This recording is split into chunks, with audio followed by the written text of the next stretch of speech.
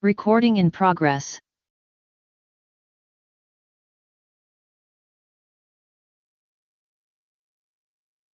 Good morning, everyone.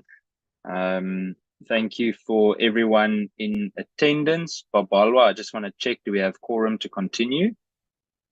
Good morning. Sorry, I lost you there for a moment, Babalwa.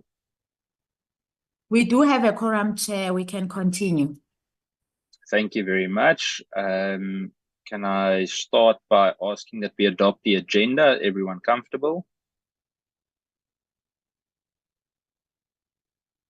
Honorable Schikkerling. Good morning, Chairperson, and good morning to the colleagues on the platform. I move for the adoption of the agenda. Thank you. Thank you, Honorable Schikkerling. Can I have a second to that, please? I'll second that. Thank you, Honorable Kola Barnard. We then adopt the agenda as is. Babalwa, any apologies? Chair, I received the apologies from the members. Rev Meshwa, Ms. Lamini, they will not be able to attend a meeting. They are attending another committee meetings. The National Commissioner will also not be able to attend the meeting due to urgent operational commitments. The minister, he will leave the meeting early today. He will be attending a cabinet meeting. So he requested to leave the meeting at 9:30. And then Mr. Taibosh, Ms. James, Mr. Blosse, Mr. Klute, Mwela, Sokope, and Ghana, they are attending the oversight visits, Chair. But Mr. Blosse, he joined the meeting and then he will leave early. Those are the apologies I received, Chair. Thank you, Babalwa. Honorable Adams, I see your hand is up. Good morning, Chairperson. Good morning, members. Good morning, subs. Chairperson, I seriously hope that the NASCOM has sent the information requested via his deputy this morning, because else this meeting might just, I don't know, it might just fizzle out. Thank you, Chair. Honorable Adams, which information are you referring to specifically? Chairperson, I remember you and I also chatting in private about it, those security clearances that seem to have become the bugbear of SAPS. Yeah, that meeting is only on the 5th, Honorable Adams. You'll receive the email as well. The entire discussion regarding crime intelligence and security clearances is on the 5th. It was on the 12th. It's been made earlier, so it will be our next meeting. Actually, will be handling that. Thank you. Thank you, Honorable Adams. Colleagues, I would like us to move to the adoption of minutes from the 19th of February. Babalwa, can we please get those minutes up? Can we move to adopt the minutes? I move to adopt. They're very well written. Thank you. Good morning, Chair. Morning, Honorable Skosana. Thank you. There we go. Thank you, Honorable Kola Barnard. Can I have a second to that? Honorable Skosana, was your good morning a second to adopt the minutes?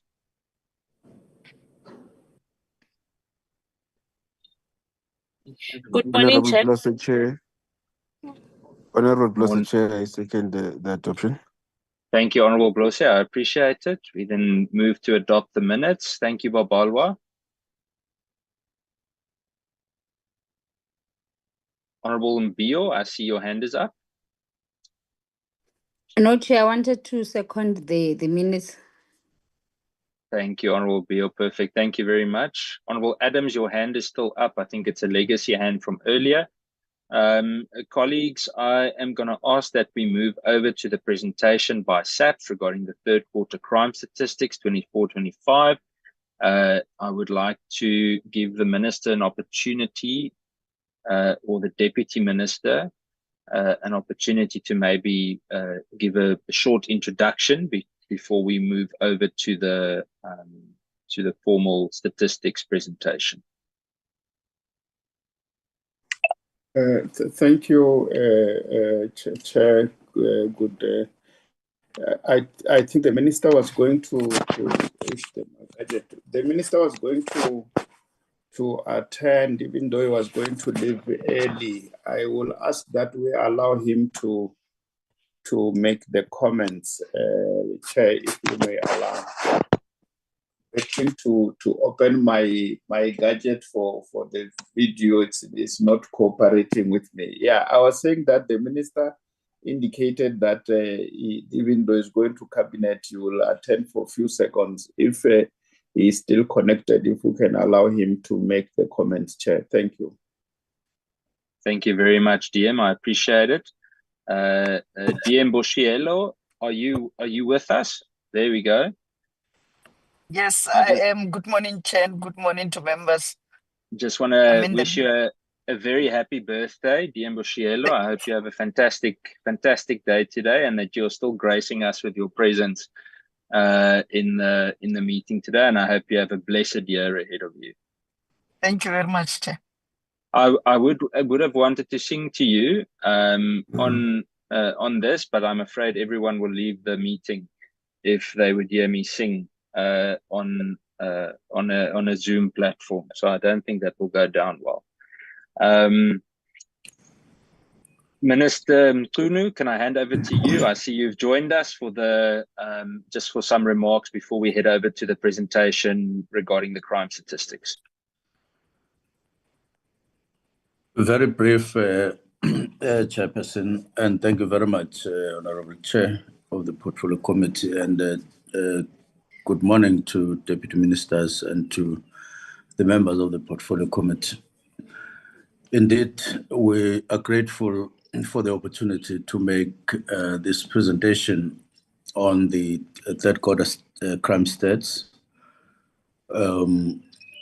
after they were released a couple of days ago. We observe that there is encouraging signs of progress in terms of decline on crimes, generally and specifically.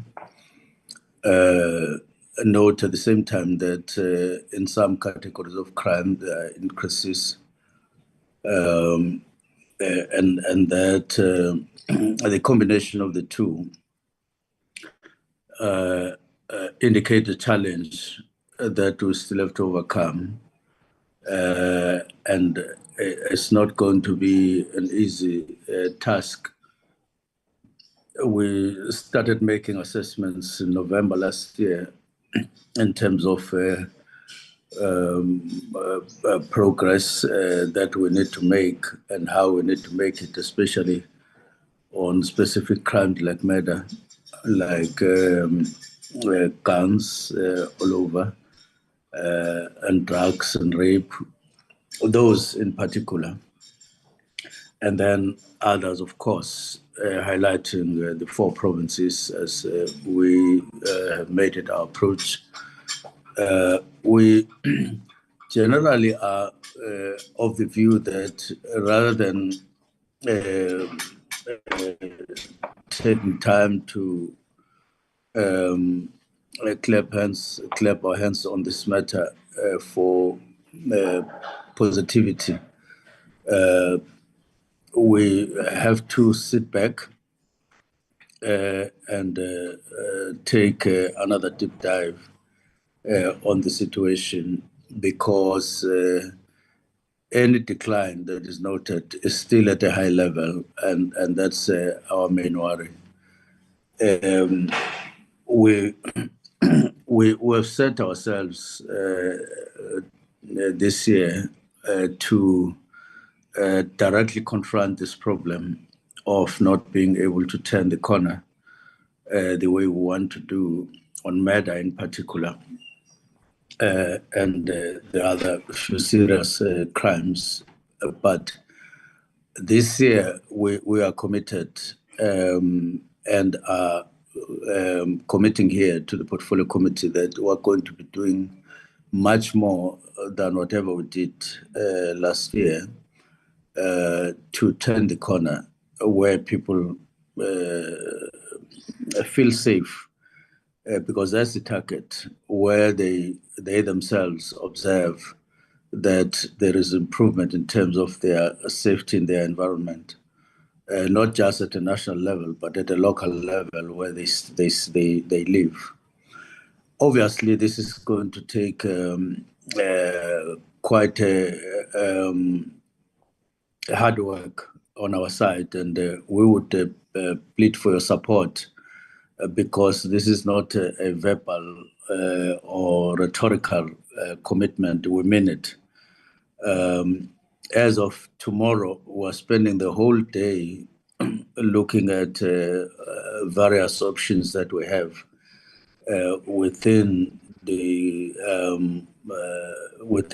division this Paul, where most of our policing is seated, to say how do we deal with this matter. Of course, not undermining detective work that we need to do, but we're dedicating almost the whole day tomorrow in Gauteng to deal with this particular matter as a sign that we are following our undertaking and our commitment. With that, Chair, General Sekhukhune will be representing us in presenting the stats, whereafter you will then engage. Thank you very much, Chair. Thank you very much, Minister. Appreciate it. General Sekhukhune, if I may hand over to you then to start with the presentation on the crime statistics.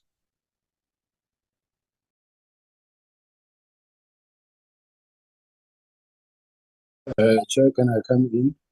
This is Lieutenant General Sibiya.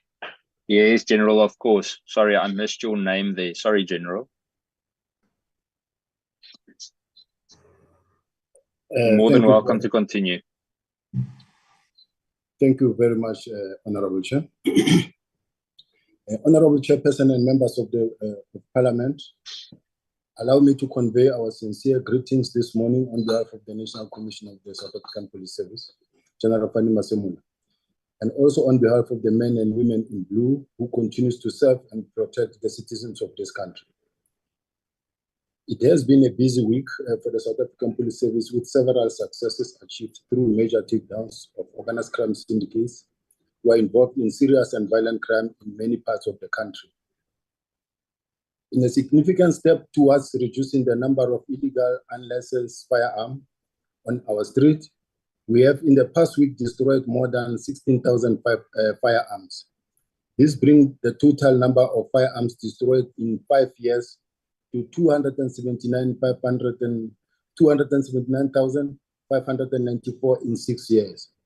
Just this past week alone, through Operation Shanyala, 13,233 suspects were arrested from the period starting from Monday, the 17th February 2025, ending on Sunday, 23 February 2025. In the same week, we have also confiscated 113 firearms and 3,607 rounds of ammunition were also confiscated. 61 hijacked and stolen vehicles were also recovered during this week's operation. Crime stats show a decline in several crime categories. The third quarter crime statistics show a positive decline in several crime categories, including a 9.8% decrease in murder case, a 3.3% reduction in rape cases, a 3.2% drop in attempted sexual offenses. A notable decline in carjacking and robberies at both residential and non-residential premises has also been registered. The South African Police Service have also registered a 4.5% reduction in stock theft, which is relief for farmers, communities, and the agricultural sector as a whole. This positive step shows the significant collaboration between police, communities, farmers, and private security. For the third quarter, all provinces recorded a decrease in murder cases, marking a significant milestone in our national crime reduction effort. However, Gauteng and KwaZulu-Natal remain the highest contributors to overall national murder figures, accounting for 25.0% and 21.4% respectively, followed by the Eastern Cape at 18.9% and the Western Cape at 17.4%. We are putting the necessary resources and capacity in place to ensure we sustain this decrease in crime categories. In Gauteng, 6 suspect cash in transit robbers were killed in a shootout with police in Lodiam on Monday evening. Police were following up on information of a possible cash in transit robbery in Atteridgeville when they intercepted the armed suspect. The suspect began shooting towards our members. Our members fought back, and when the dust settled, 6 robbers were shot dead. 1 was arrested and 4 unlicensed firearms were recovered. In KwaZulu-Natal, on the same day, another 5 robbers were shot and killed in Tozuma just before committing a business robbery in the Kwamashu area. The suspects were found in possession of 3 firearms and no police officer was injured during the shootout. A search is underway for other suspects who evaded arrest.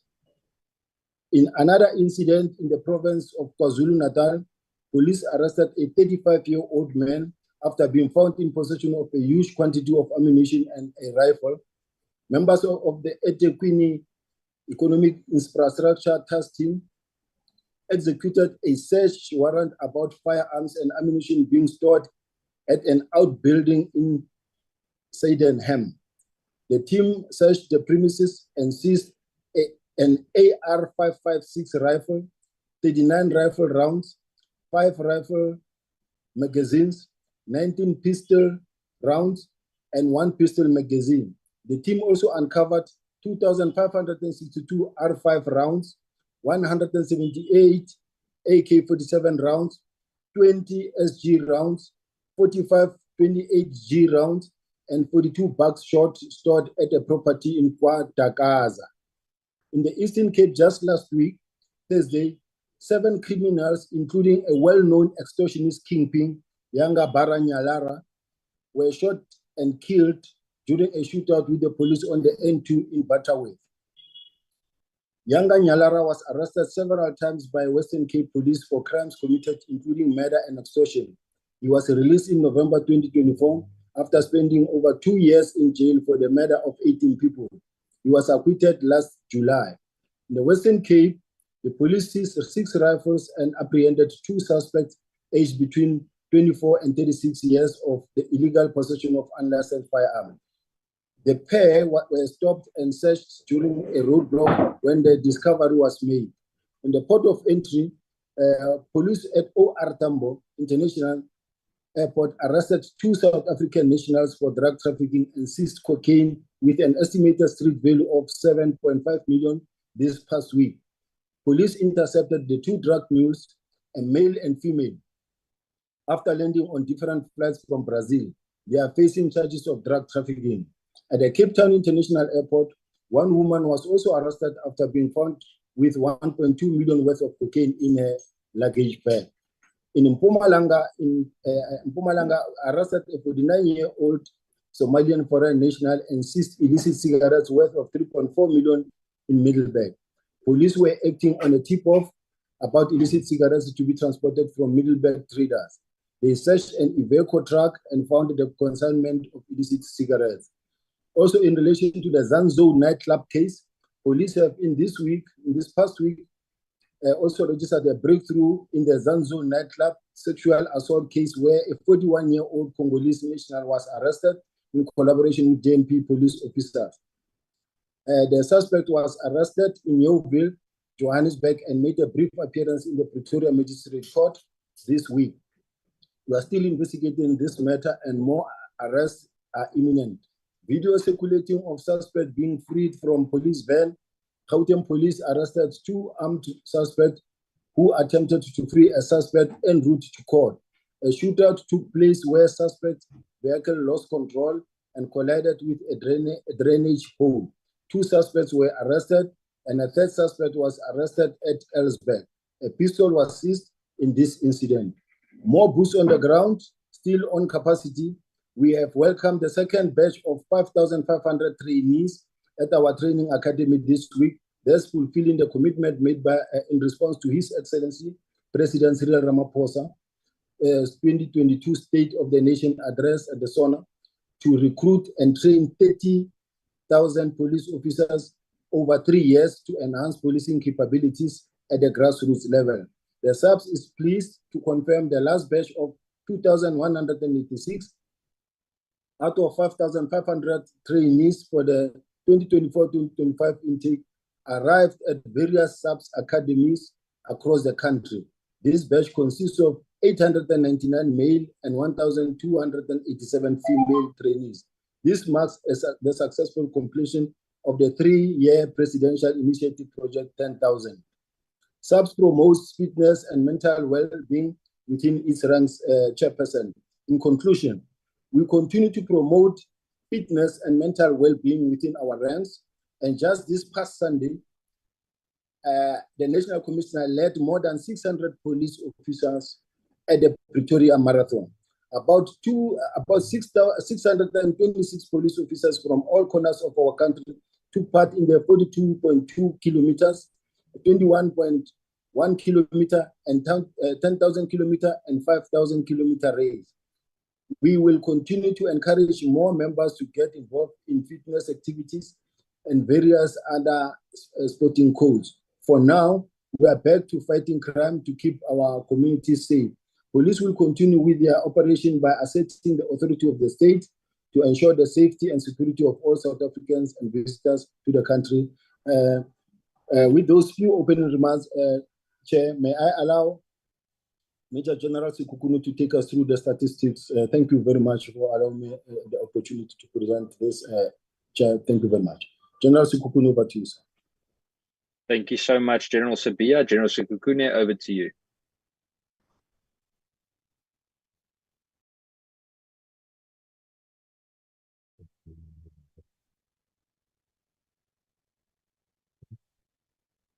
Thank you, Honorable Chair. I'm just trying to sort out my slides here.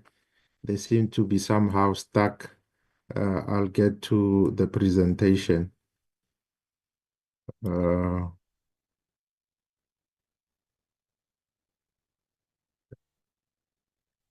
the meantime, maybe let me do some acknowledgements. Thank you, Honorable Chair of the Portfolio Committee and members of the Portfolio Committee. The two deputy ministers, DM Bushielo and DM Matale, the head of the delegation of the South African Police Service, Lieutenant General Sibiya, and all the members present. Chairperson, can I assume that it is the norm that the briefing of the Portfolio Committee on Crime Stats is a standard 30 minutes? Yes, that's fine, General. We do have a little bit of extra time, so if you do go over, that's okay. But I know you're always about 2 minutes early. All right, thanks, Chairperson. Without much further ado, let me just go straight into the slides which brief which give the overview of the crimes that had been reported to the South African Police Service. Chairperson, for the current crime statistics which cover the period from the 1st of October up to the 31st of December 2024,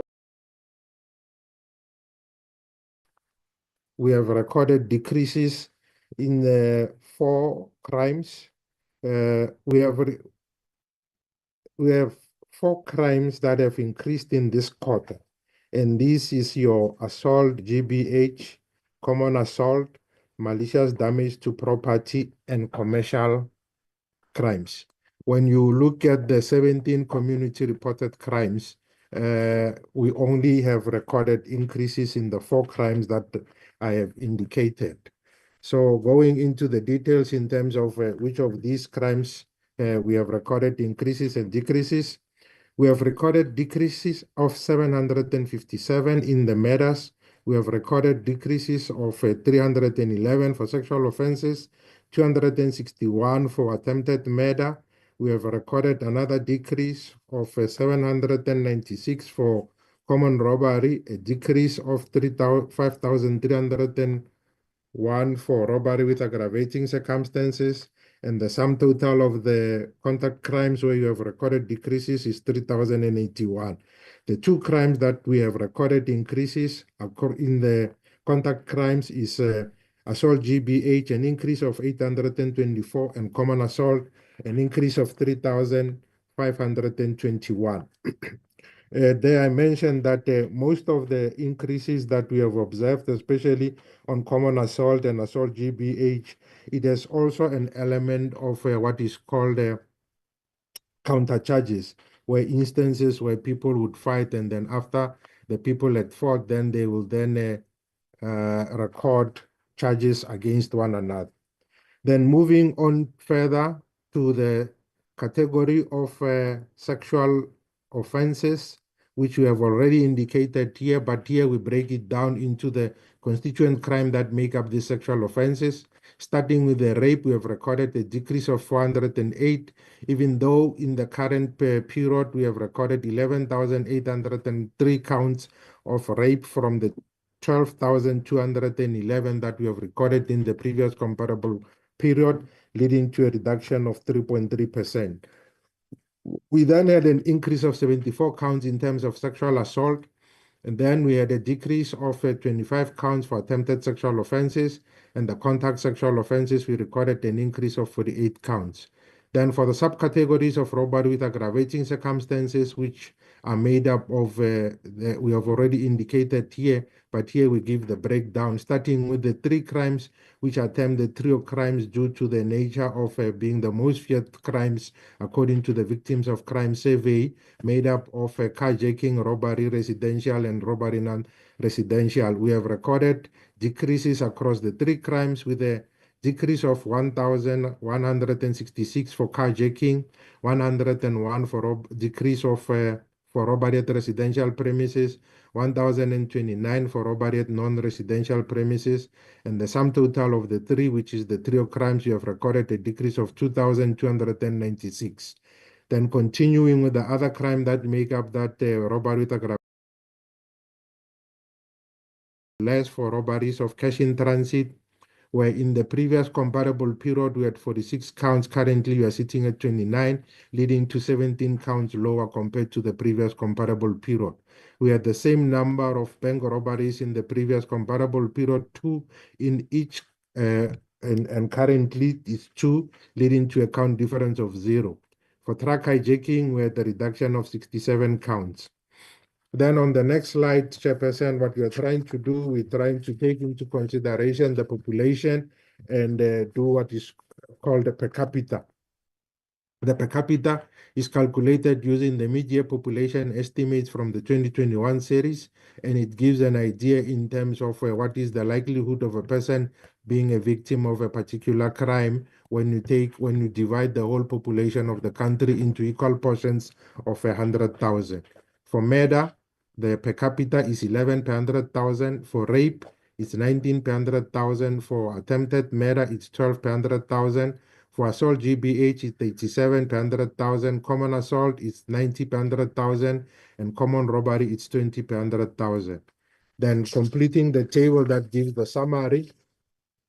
For the contact-related crimes, you have recorded a decrease in terms of the arson, 89 counts less. For malicious damage to property, we, however, had an increase of 391, and the sum total of the contact-related crimes, we have recorded an increase of 302 counts. We had a clean sweep of reductions for the property-related crimes, leading with the burglary at non-residential premises of 2,914, robbery at residential premises, a reduction of 4,997, theft of motor vehicle and motorcycle, 1,748, theft out of or from motor vehicle, 2,879, and stock theft, 325, and all these are reductions. And the sum total for the property-related crime reduction is 12,863. Then for other serious crimes, leading with all theft not mentioned elsewhere, we have recorded the reduction of 5,242. Then we had an increase for commercial crimes of 2,971. Shoplifting, we recorded the reduction of 3,675. Then other serious crimes, the sum total for the reduction is 5,946. Then for the 17 community reported crimes, the reduction is 21,588. Then for crime detected as a result of police action, which is a proxy for proactive policing, we unfortunately did not recover the same number of firearm and ammunition as in the previous comparable period, because the trajectory of change for this crime detected as a result of police action is an increase. We, however, have recorded a decrease for illegal possession of firearms and ammunition, meaning that we have recovered 11 counts less compared to the previous comparable period. However, the number of the firearms and ammunition recovered is 4,091. Then for drug-related crimes, we had 5,772, which is in the positive direction of change. Then for driving under the influence is 1,853. For sexual offenses detected as a result of police action is 918. And then the sum total of the crime detected as a result of police action, we are 8,532 to the good. Then this slide, Chairperson, it just gives a month-on-month comparison of the months that make up this quarter, and then it also gives a provincial comparison. I will only speak to the provinces which have recorded increases for the particular crimes in order to save time. We had a reduction across all the 3 months that make up the quarter, October, November, and December. And the only province that had recorded an increase in the 17 community reported crimes was the province of KwaZulu-Natal, which recorded 451 counts of 17 community reported crimes, more than the previous comparable period. And in terms of contribution to the 17 community reported crimes, the provinces which contribute the most is the province of Gauteng, which 26.5%. The second highest is the Western Cape with 18.3%. The third highest is KwaZulu-Natal with 17%. And the fourth highest is the Eastern Cape with 10%. Then moving on to the stations that contribute to the 17 community reported crimes, I'll only mention the top 5, of which the top of these top 5, 3 are in the Western Cape and 2 are in KwaZulu-Natal. Those that are in the Western Cape is your Cape Town Central at number 1, Mitchell's Plain at number 3, at Mfuleni and at number 5. And those that are in KZN is Devon Central at number 2 and Chatsworth at number 4. Those are the top 5 stations for the 17 community reported crimes. Then for the contact crimes, we recorded reductions in the month of October and November. We, however, recorded an increase in the month of December, in the provinces that recorded increases in terms of the contact crimes. Number 1, the one with the highest increase was the KwaZulu-Natal with 1,860. Number 2 was Free State with an increase of 131. Number 3 is the Northern Cape with an increase of 83 counts, and number 4 is Limpopo with 35 counts. The other provinces recorded decreases.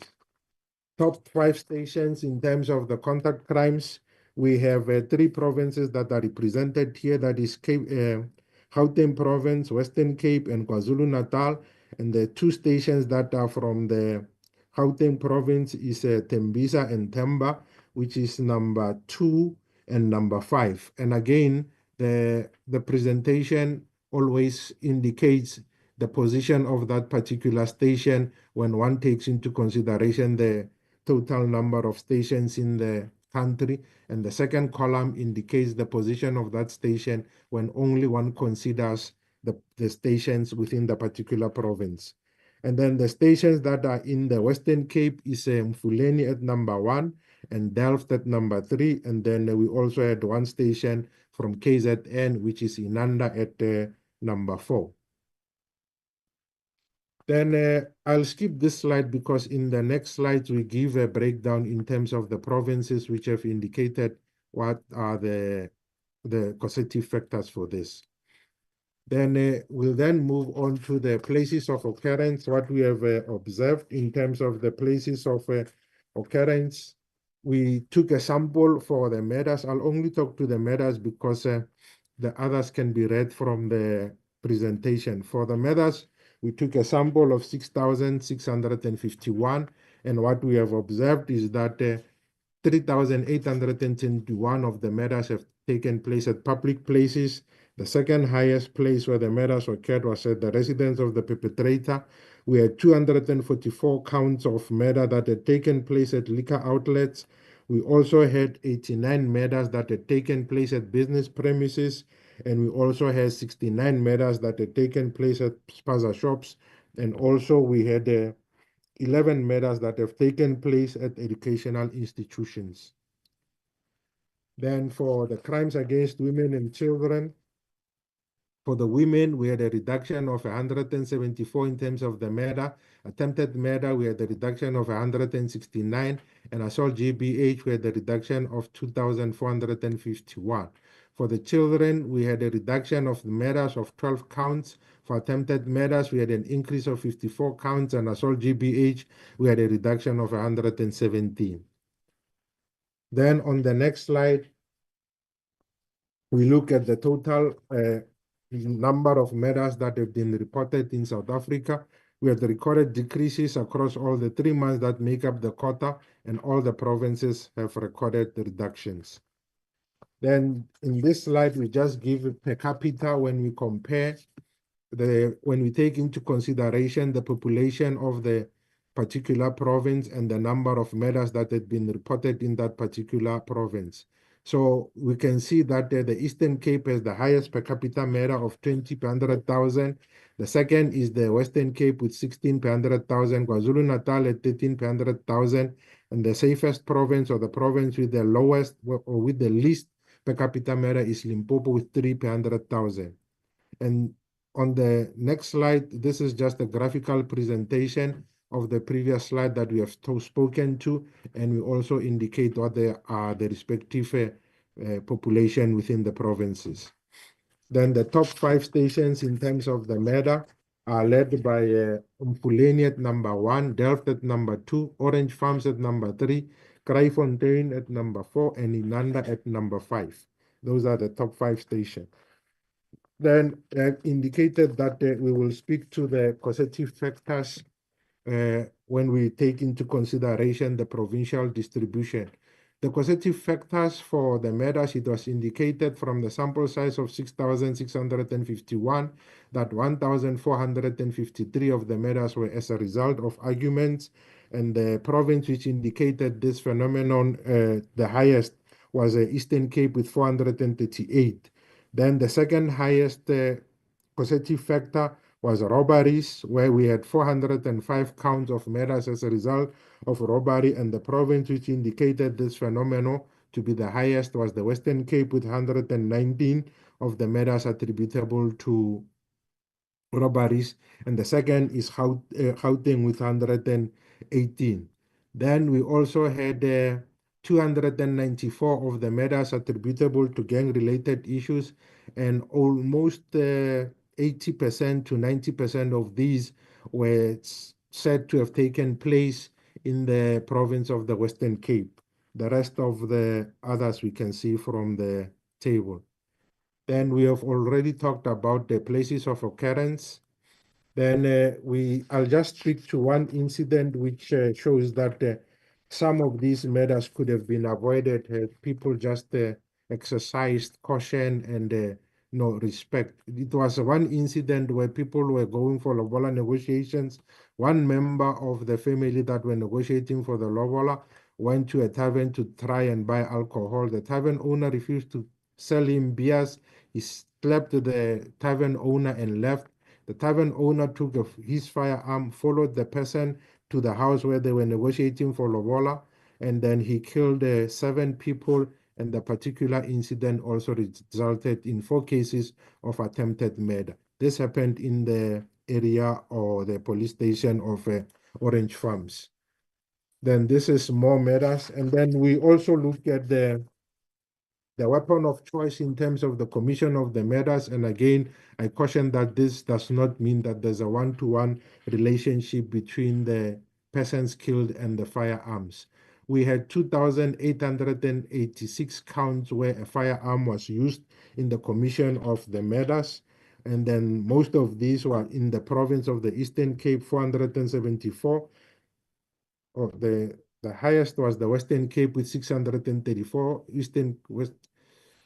KZN was 670, and then the Eastern Cape 474. The second weapon of choice that is preferred is a knife with 1,185. Then police matters, we had 13 police officers that were killed. This is a count difference of 9 less compared to the previous comparable period. And the breakdown of these police office matters, 8 were killed while off duty and 5 were killed while they were on duty. The next slide gives a breakdown in terms of the attacks on rural communities. We had 12 counts of murders for rural communities, which is 10 less compared to the previous comparable period. We also had 14 counts less in terms of attempted murder. The only crime in the 7 contact crimes that make up this contact crimes that had recorded an increase of 1 was common robbery, where in the previous comparable period, we did not have any common robbery. In the current, we had 1 count, which led to the 1 count more that we are seeing. We also had a reduction of 31 counts in terms of robbery with aggravating circumstances. Then on the next slide, we look at who are the people that were killed in the farms. We had 5 victims were farm dwellers, 4 were employee, 1 was a farmer, 1 was a security, and 1 was not specified. Then for the rapes, we had reductions across the 2 months that make up the quarter, that is October and November, and we had an increase in the month of December. The provinces which recorded increases was KwaZulu-Natal, Mpumalanga, and the Free State.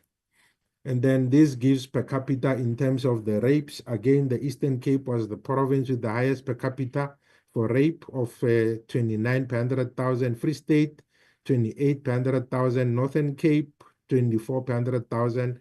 And the province where a person is likely to end up less likely to be a victim of rape is Gauteng with 13 or 14 per 100,000. Then this is the graphical presentation, and the next slide, we look at the top 5 or top 30 stations for the rape. They are made up of Inanda with a reduction of 28, Umlazi with an increase of 28 for Inanda, an increase of 15 for Umlazi, an increase of 6 for Lusikisiki at number 3. We only recorded decreases for number 4 and 5. That is Mthatha and Thohoyandou. The reductions is 6 and 5 respectively.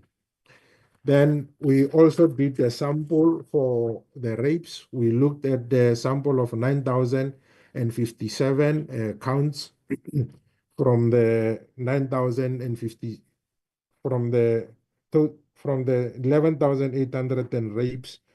803 rapes. We looked at a sample of 9,057, which is 76% of all the rapes. From these, we observed that 63% of the rapes happened at the residences of the perpetrator. 21% of the rapes happened at public places. And then we also had seen that there were 100 rapes that had happened at the places where alcohol is being sold, and 99 of the rapes happened at the educational institutions. The rest can be read from the table. On the next slide, we look at the use and abuse of alcohol and the places where alcohol is being sold. We see that the rapes or alcohol were involved in 2017 of the rapes, and 139 of the rapes were attributable to drugs. We also had 307 of the murders because of alcohol and 13 due to drugs. Places where alcohol is being sold, we had 244 murders, 100 rapes, 4,550 assault GBH, and 347 attempted murders. Then here we look at the breakdown of the murders and rape at educational premises. We had indicated that we have 11 murders that had taken place at educational premises and 99 rapes. Of these 99 rapes, 74 happened at schools, 10 was at special schools, 9 at daycare or aftercare center, and 6 at tertiary institutions. And of the murders, 8 were at schools and 3 were at tertiary institutions. Then here we look at the perpetrator and the victim. Of the 11 murders that happened at school, 2 perpetrators were learners and 2 of the victims were also learners. There was one incident at the tertiary institution where the perpetrator was the boyfriend and the victim was a learner. Then we also had the 2 incidents where the perpetrators were unspecified. However, the victims, one of the victim was a security and then one victim was not specified.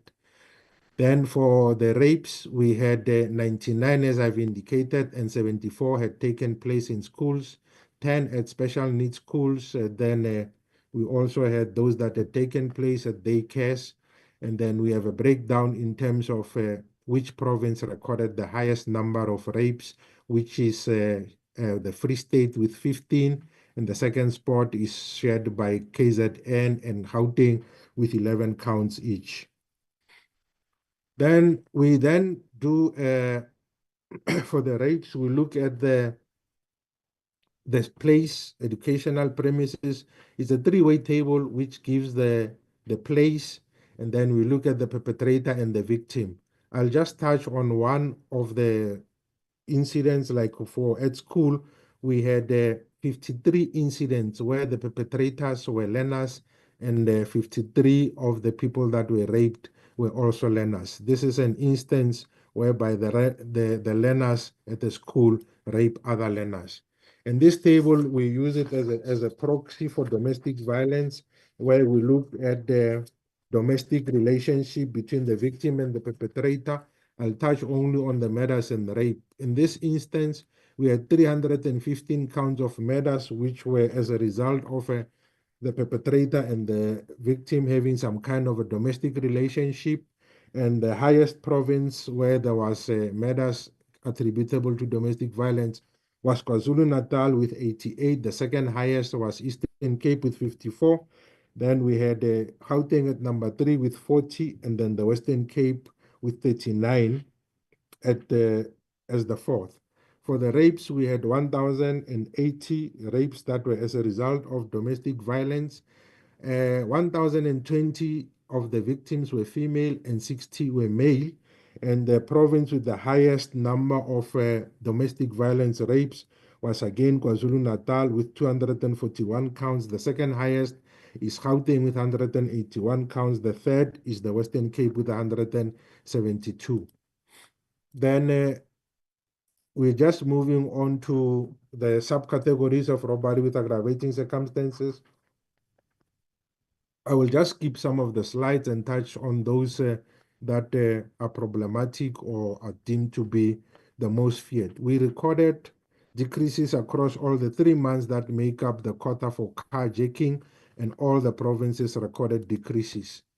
And the stations which are the top 5 in terms of carjacking, they are made up of Ivory Park at number 1, Lingele 2 West at number 2, KwaZakele at number 3, Delft at number 4, and Orange Farms at number 5.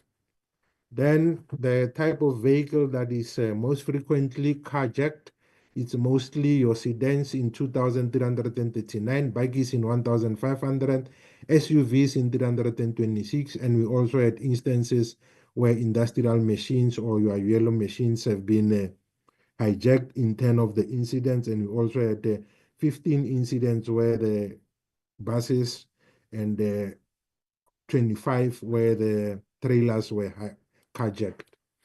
Then for robbery at residential premises, we recorded reductions in the month of October and December of 84 and 31 respectively. The only month where we recorded an increase was in November with 14 counts.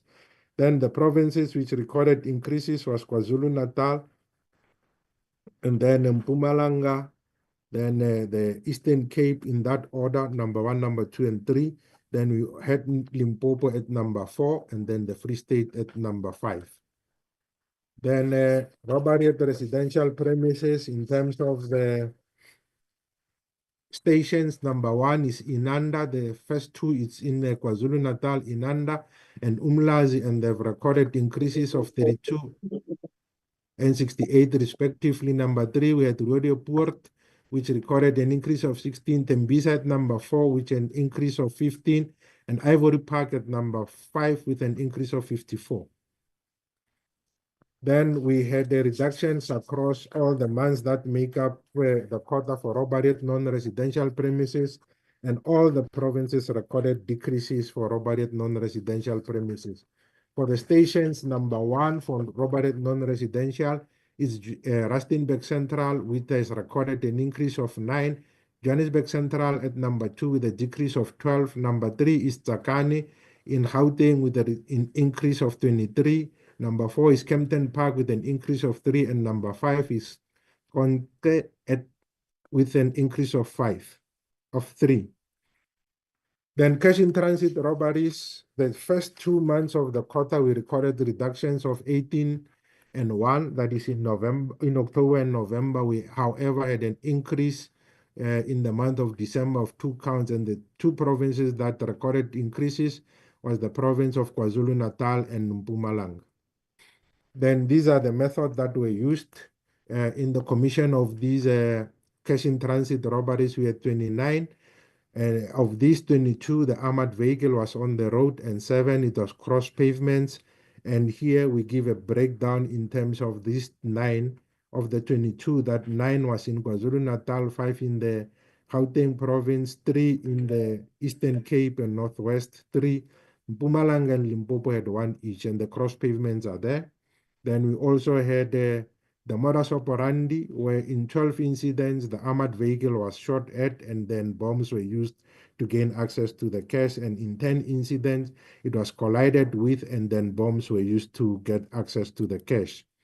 Then this is just a breakdown of the type of type of cash in transit by province. And then we also look at whether it was armored vehicle, cross pavement, merchant rail, or when the armored vehicle was static. Then for truck hijacking, the first month of the quarter, which is October, we had an increase. However, for November and December, we had decreases of 43 and 28 respectively. And the provinces which recorded decreases was the province of KwaZulu-Natal with 3 counts more, and then Western Cape with 4 counts more, and the Northern Cape with 2 counts more. And then the next slide, we look at the top stations for truck hijacking. Of these top 30 stations for truck hijacking, 24 of these are in the province of Gauteng. And then we had 1 in the Eastern Cape, 1 in KwaZulu-Natal, 2 in Mpumalanga. I think KwaZulu-Natal is 2, Mpumalanga is 2. Then we also had the Eastern Cape. Then we also looked at a sample of 4,379 incidents for kidnapping, and we look at the causative circumstances of these. 231 were attributable to ransom demanded, and the most of these was in the province of Gauteng with 148. And then we had 21 in KwaZulu-Natal where ransom was demanded. Northwest we had 20, and then the Eastern Cape 13. 58 from the 4,379, it was extortion related, and the bulk of this was in the province of Gauteng with 33 counts.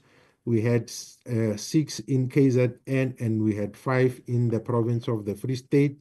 Then we also had 9 incidents which were human trafficking related, and the bulk of this was in the province of Limpopo with 5 counts, Gauteng with 3 counts, and Western Cape with 1 count. Then these are ransom related in the graphical representation. Then we also had incidents which attempt to be core diversions, that will be incidences which require the presence of the police, and we had 1,187 of these, and we also had 290 that were attempt to be unrest, 1,187 attempt to be peaceful, and the majority of those that were peaceful were in the province of KwaZulu-Natal, 360, and the bulk of those that were attempt to be unrest was in the province of Gauteng with 63 counts.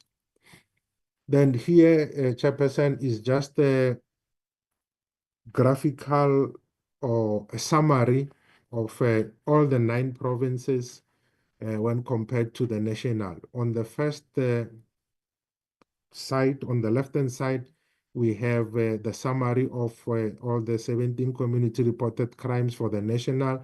And then here we had the 17 community reported crimes for the respective provinces. We had seen that we had the reduction of 757 in the MEDAS. And then on the provinces, we see that all the provinces had recorded the reduction. Where there is a reduction, we just color code the number with a green, and where there are increases, we color coded with a red. Like for sexual offenses, we had increases in Free State, KwaZulu-Natal, and Mpumalanga. And where it is color coded blue, it simply indicates that this is the same number that was reported in the previous comparable period. And this completes the table. On the next slide, we just give a summary of what we had indicated, and then also look at which province had the highest number of crimes that had gone down from the 17 community reported crimes. In this instance, we had the Western Cape, which reduced 15 of the 17 community reported crimes and recorded increases in only 2. Then the Limpopo was number 2, which had reduced 14 of the 17 and only recorded increases in 3. Then that gives a summary in terms of the number of reductions per provinces and the provinces which had recorded increases. Then we tried to do the same exercise for the stations, and we see that the station that had recorded the highest number of crime counts from the 17 is Muthuphung in the Bojanala district, which had recorded 14 crimes that are on the increase and only reduced 3. Then we had Vredefort with 14 on the increase, 1 same number as in the previous comparable period, and 2 have recorded reductions. And then that is the last of my slide. Again, the full version of the presentation is on the website, or one can scan the QR code to have access to the full version of the presentation. I thank you, Chairperson. Thank you very much, General. Thank you for the presentation. Colleagues, I'm going to open the floor for comment. If I can get a set of hands, and then I will list them and then go through the commentary. I see Honourable Schikkeling, Honourable Kohler Barnard. Anyone else?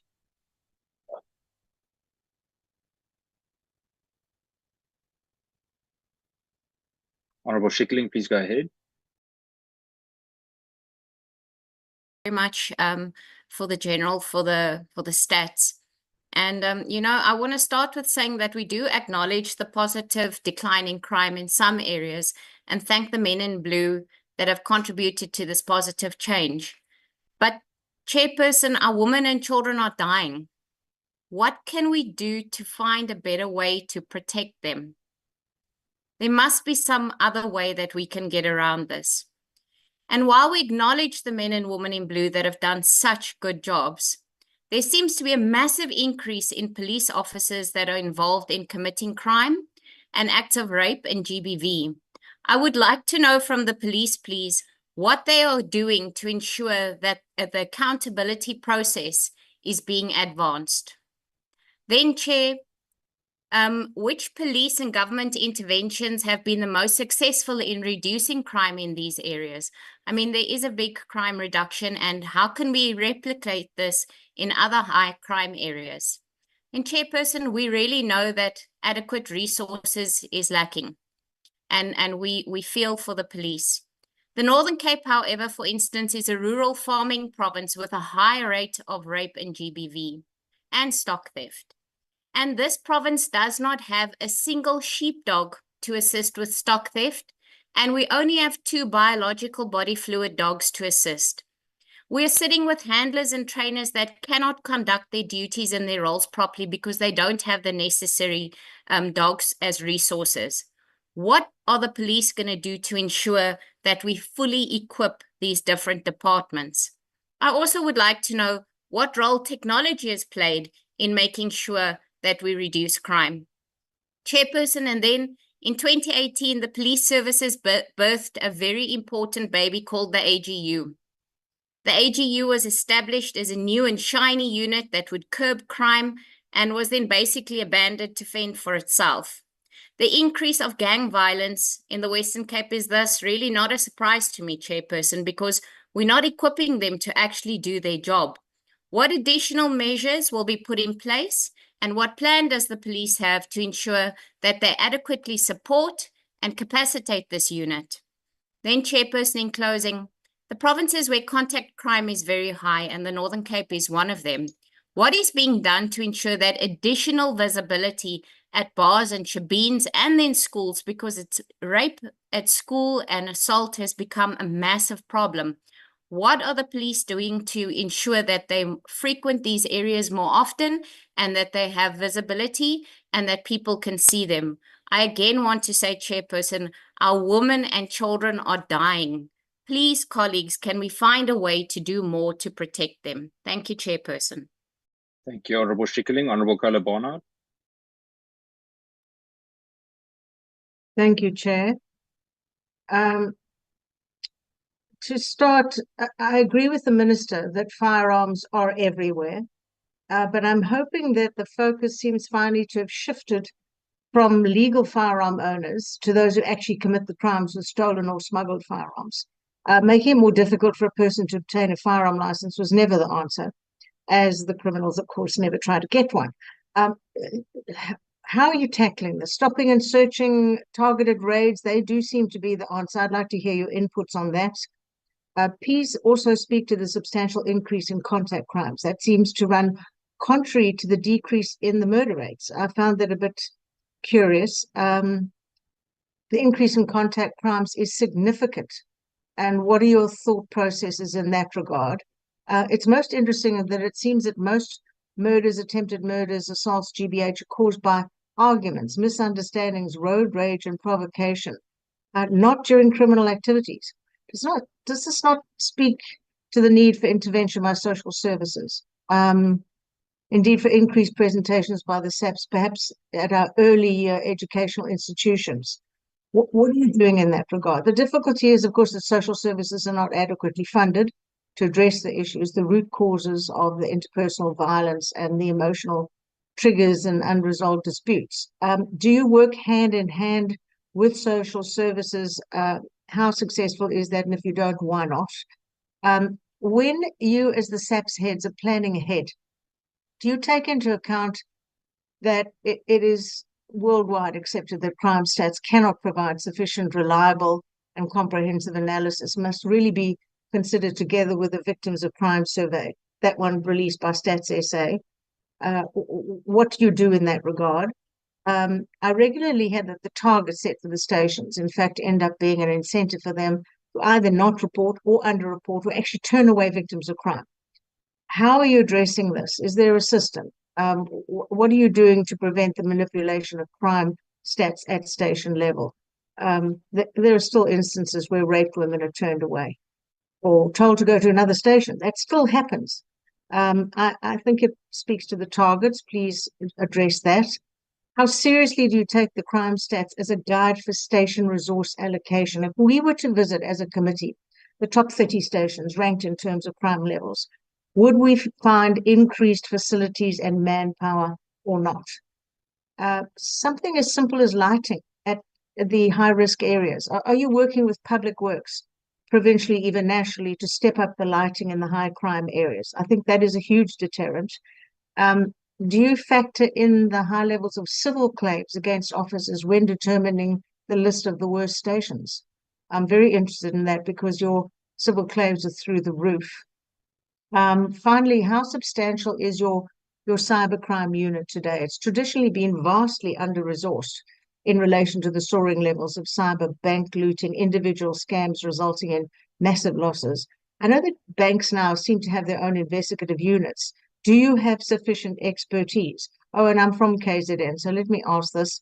KZN seems to have done particularly badly in terms of crime. I'm interested specifically in the 33 cases of extortion in KZN.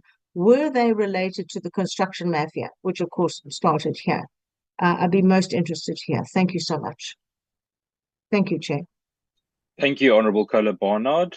General Sekukune or General Sabia, should I hand over to you? How will we coordinate response?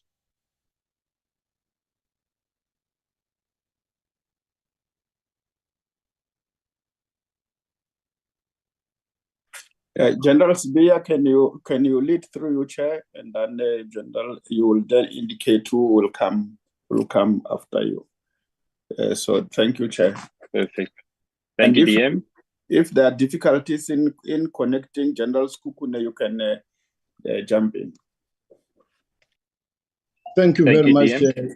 Thank you very much, DM. In relation to gang violence, what additional measures we put in place in gang violence? We have, as the management of the police, ensured that in each and every province, in particular the 4 provinces that are affected by gang violence, make sure that we capacitate the teams that are acting, that are operating in those respective areas to attend gang violence, and also at the same time addressing the proliferation of firearms in the Western Cape, KZN, Gauteng, and Eastern Cape, and all those other areas that are affected. But we have made sure that we have sufficient resources and capacity that deals with those. And then in relation to women and children that are dying, Chair, I think to start with Operation Shanyela, that we are on a weekly basis that we are attending to all the cases of women and children, and making sure that we also have specialized units that are attending to the cases that deal specifically with women and children. And you will see that in terms of the successes and the arrests, that the police are hard at work in making sure that they address this type of cases that affect women and children.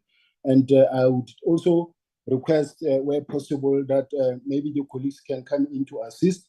But in relation to how we reduce accessibility to firearms, Chair, we have responded and making sure that we arrest in terms of those that are dealing with cases that affect firearms. But I will going to request General Pinar to take this one and respond to it in such a way that it will maybe respond to the question directly. That one that affects the access to firearms, and also the one that goes along with the manipulation of statistics at police station. And lastly, I would ask General Mkhwanazi to take this one of KZN to seem to have done better in relation to to extortions in the province. So for now, I can maybe let the two respond, Chair. 100%. Thank you, General.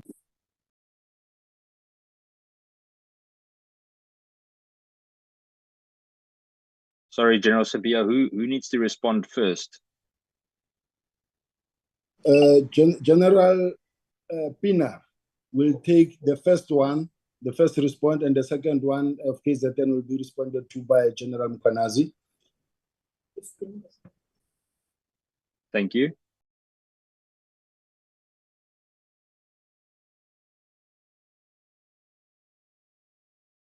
I'm told it is General Scott who must respond from this poll. General Pina is not in the meeting. Okay. Good day, members of Parliament. Good day, senior officers. It's General Scott speaking. If I may just request a couple of minutes, the firearm issue, I just want to connect with the relevant component head in relation to that. I apologize for not having that information readily on hand in relation to the access to the firearms, etc. And I'll also then just follow up on the second question as well, if I may just be given a couple of minutes in relation to this. It's no problem, General Scott. Please do. We'll just bump you ahead after the first two comments. General Nkua, I see your hand is up. Thank you very much, Honorable Chair, honorable members, and to our Deputy Minister of Police, to General CBA and all the colleagues in the platform. Chairperson, I'll respond to the question raised by Honorable Schikkeling in terms of the seriousness that we are taking in terms of the capacitation of the anti-gang units. I think sometime last year, Chairperson, I appeared before the committee presenting capacitation of the entire police service, indicating that with the numbers that we are getting, unfortunately, we are patching there and there. We won't be able to capacitate the way we want to capacitate. But to be specific in terms of the anti-gang units, yes, Chairperson, we are gradually getting there.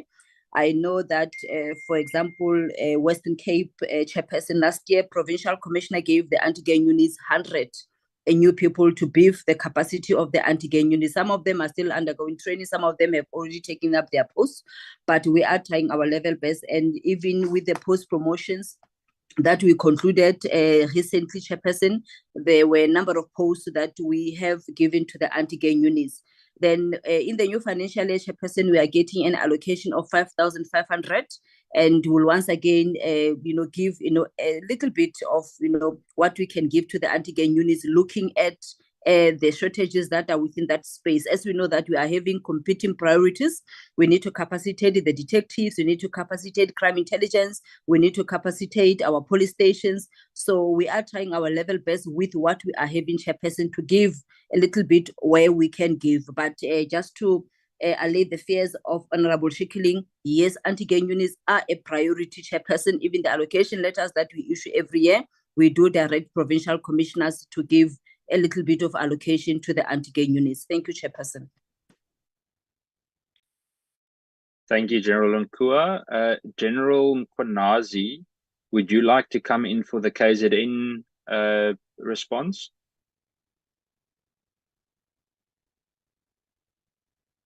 Good morning, sir. Hope I'm audible enough. Perfect, General. Please go ahead. Thanks, sir. Thank you, sir. And greetings to yourself, DM, and honorable members on the platform and the colleagues. Honorable Chair, without having to be specific on individual cases in as far as extortion in KZN, but there's a number of cases that happen in different areas, and that will include, in some instances, construction site, as the Honorable Konopanat is mentioned, but in pretty much a majority of them are within these tuck shops.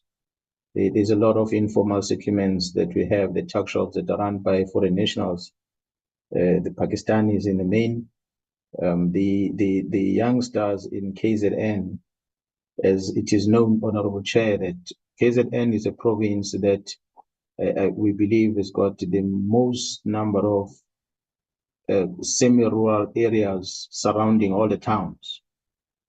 And in all the semi-rural areas, people are migrating from living in the city. They're avoiding paying rates and taxes. So they choose to settle in these semi-rural areas that are a stone throw away from the city, which are under the traditional leadership in the main. They just go there and they give a bottle of beer and a case of beer and a bottle of whiskey or wine or vodka or whatever the case is, the hot stuff, and then they give them a piece of land, and as a result, they are able to set up big mansions in those areas. Whereas there are challenges with regard to the human settlement design in the area. So some of them, there's no proper roads to access, and some of them we have those challenges in terms of electricity, lighting, and the lights. So because of that, there's quite a lot of economic activities that are now taking place in those areas. These shops are then growing in those areas, and not only the tuck shops, you end up finding these buildings or premises that are selling building materials because of the construction projects that are quite big in those areas. So they bring these building materials closer to those areas to start selling for people. And so there's a lot of cash that is being used, and extortion then becomes rife in those areas. That's what we're finding happening the most. But yeah, construction sites are affected, but the bigger number, it's not necessarily construction site, but are these businesses that are operating in these semi-urban or semi-rural areas as a result of the population that is growing. Then there's a lot of business activities taking place. And the same applies, Honorable Chair, with other crimes, as you see, rapes, murders, and assault, GBH, conduct crimes in general. They're quite rife in those areas. Inanda being a classic example, where people are just settling the way they want to because they've got free land where they can build and do what they like. Thanks, Master.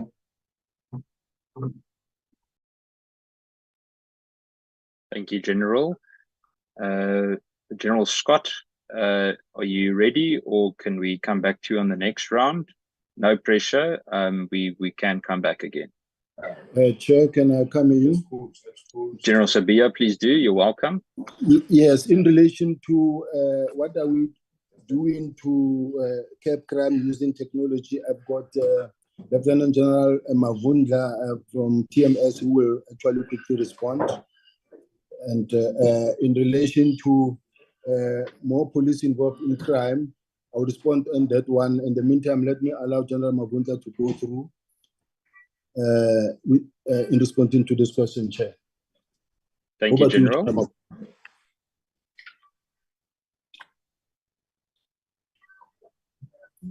Good morning to all the members of the committee, the minister, the deputy minister, and the DNCs on the call, and all the provincial commissioners. The question from Honorable Schickling as to what is technology doing, or what has technology done to reduce crime. The provinces have got existing technologies that are belonging to business or belonging to the metros. The MOU with the metros has opened for technology to be able to look at what is existing on the ground that we can be able to re-leverage on. Therefore, the use of the CCTV cameras that are able to be streamed to the control rooms of the SAPs are assisting in looking at reducing the crime, in looking at how are they using those technologies to be able to identify the perpetrators of the crime as well.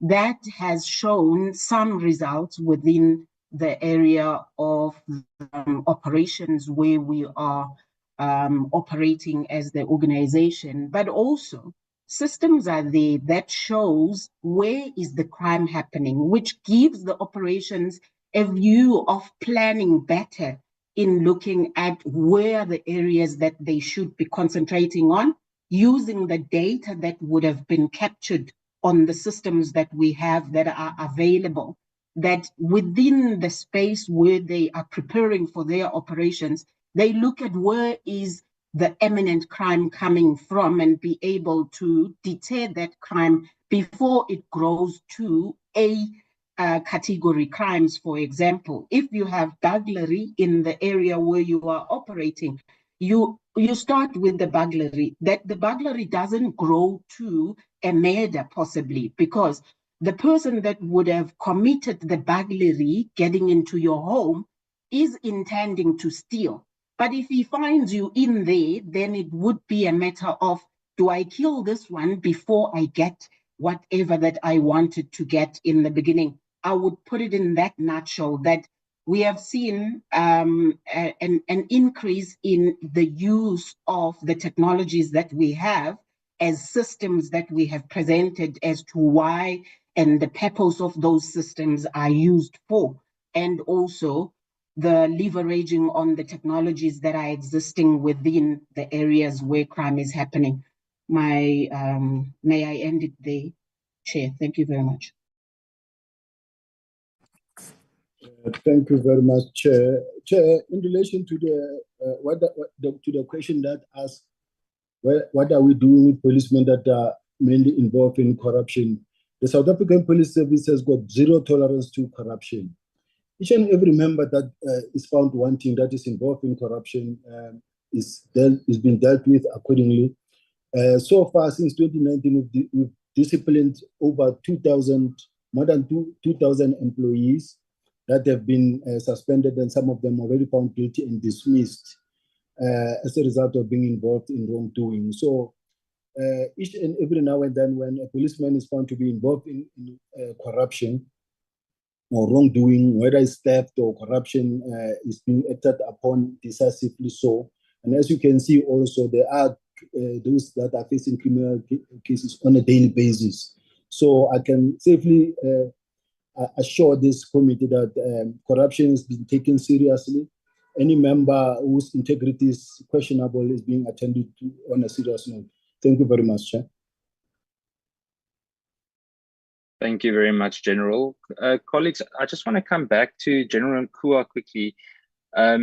General, I think there's something wrong with the feedback from the Western Cape regarding the anti-gang unit, because I quickly followed up. I did an unannounced visit there 2 weeks ago, just with regards to the combating of gang violence. And they only received 35 new members over the past year with 0 specialized training. In fact, the members at the anti-gang unit, the majority of them don't have any form of specialized training. The neglect at the unit is actually worse than some of the stations in terms of human resources and general resources. And it's come to the point where the mistrust due to infiltration of bent police officers has grown to the point where it's very, very difficult to really get positive synergy there. I see your hand is up, General. I'm going to come to you now.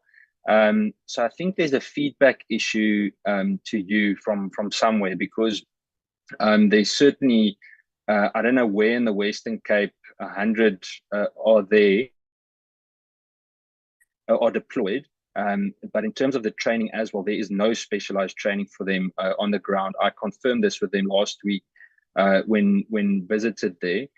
And then the last thing, just in terms of the special training, they even have an obstacle course at the anti-gang unit base that was actually declared unsafe for use. So yeah, something's wrong in terms of feedback, General. Maybe it's something we can follow up and just double check. I just want to repeat. So they got 35 members over the past year. So we need to zoom in on that. We can speak about the circumstances, the physical working conditions or circumstances later on. Just in terms of the training as well, most of them haven't been allowed to go on any form of additional courses for more specialized training. In fact, one of the biggest frustrations for those poor members on the ground is that some of them have been there since the establishment of the anti-gang unit in 2018 and have never had the opportunity to get any form of specialized training. And it's similar to Flying Squad in Cape Town as well, where many of those members actually didn't receive any form of advanced driving training. So we can possibly at some stage, maybe in one of the next sessions, we can have a discussion about what we can do to streamline and to make sure that what is reported to you from the province is accurate. Thank you, General. Colleagues, are there any further questions regarding the crime stats presentation? Honorable Schikkerling, please go ahead. Thank you so much, Chair. Chair, there's several of my questions that weren't answered, but especially with resources, which I don't seem to have received an answer on. And I mean, Chair, the trust that the public has in the SAPS, as we all know, severely eroded. How I don't hear anything about how the police plan on addressing police corruption and inefficiency. We've seen any plan. Yesterday, I saw a post from a person that wanted to lay a complaint and the officer refused to accept a written statement. This is not acceptable, Chair. People cannot be shown away from police stations. And then, Chair, I see on Facebook that the police took part in a great health and wellness walk, which we welcome. I would like to know how often are fitness and shooting capabilities tested, and how are they going to address this matter with officers that are not capable of fulfilling their duties? Surely improved police training and better forensic capabilities play a significant role in solving violent crimes, Chairperson. I mean, what has the police done to ensure that this happens? And then how has the SAPS adapted its approach to to measuring the performance of police stations on crime stats, Chair? Because if I look at the crime stats that we receive off the ground and what is happening, compared to what is reported by the police, there does seem to be a little bit of a distance between the two. I'm not 100% sure that we are measuring these statistics in the proper manner. Is there any a way that the police are going to upgrade this technology that they use to make sure that the crime stats are presented properly and are adequately taken into account?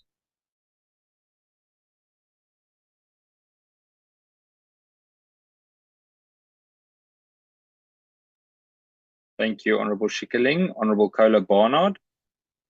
Yeah, it seems to me there were a number of mine not answered. Perhaps I was going too quickly. Do you work hand in hand with social services? Because so many of these crimes seem to be a result of social issues that could be caught by or should be caught by social services. I didn't hear anything on that. And solutions. Looking ahead, planning ahead, trying to prevent what may happen in the future. Your presentations at schools, etc. How is that going? Is it going? Are you focusing on it? And there was the one about certainly Honorable Schikkerling has just spoken about the people turned away, and my theory is that it relates to the targets. I don't know what else has been tried. I think you have to measure the numbers of crime and arrests, etc., that go to each station, and that's what's reflected here. But there are those who turn them away in order to keep their stats down. How is that dealt with? You didn't go into that. Something else, I spoke about lighting at at-risk areas. Are you working with Public Works provincially or even nationally on this? The civil claims, your massive civil claims. I know you're now going to be slowly, I suppose, putting out the body cameras, which may cut those civil claims dramatically, but we had no input on that. And I asked about the cybercrime unit and the efficacy of that and what the levels of expertise are. Thank you for the input on KZN, General Makonazi. Two other ones. What analysis do you do in terms of provinces which manage to pull crime levels down? Do you analyze that and perhaps then share the best practice with other provinces? It seems to me an obvious thing. I don't know if it's being done. And also, the farm attacks do seem to be down, but I frequently hear of attackers, usually foreigners, usually using signal blockers. So no cell phones may be used to call for help. Where would those signal blockers be coming from? Are they stolen from South Africa, from yourselves, from whoever, or are they smuggled in? Thank you very much. Thank you, Honorable Kola Barnard. General Sibiya, can I hand over to you to coordinate response? Thank you very much, Chair. Chair, as the committee members are asking questions and as they speak, we also try to quickly note the questions, and sometimes because of the fact that they speak quickly, and then we try to capture and to. So here and there you find that we may miss certain questions, but what we will do, we will respond in writing to make sure that we answer or we respond to the questions adequately.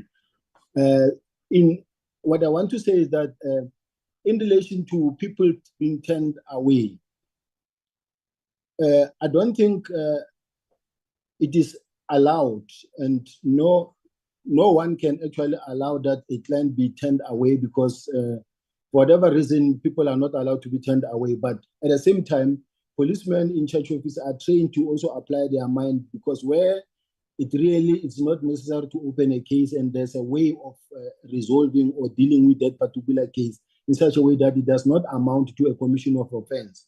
They will advise at some point, but where necessary, a case must be opened at all material times. At all times, they must open a case. If there is a specific incident that we need to attend to, we'll gladly appreciate if we can be favored with the facts so that we can follow up a chair. In relation to the body cameras, I think this question will be responded by General Mavundla to see in terms of technology and how best and how far are we, so that she's the one who can adequately work on in responding to that question. In relation to